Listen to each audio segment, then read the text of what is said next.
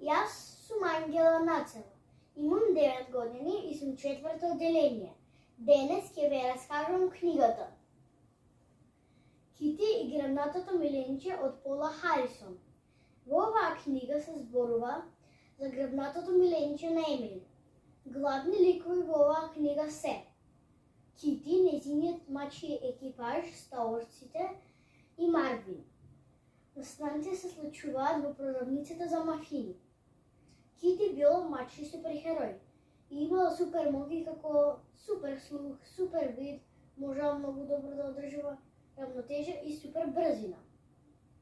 Марвин всушност бил миленче на Емили, но Емили отишла на гости на 2 дена. Таа, незиното речко и го доверила на Кити, кој што многу сакал животни. Мојата омилена случка во оваа книга беше кога Кити решила да оди да го провери Марвин. Тој бил нешто па не ја слушал и тој упорно си вртал на тркалцето, иако обично рачковците повеќе сакаат да спијат. Кити му дала крставичка, но иако приметила дека Марвин бил малку се однесува малку чудно, таа не сторила ништо.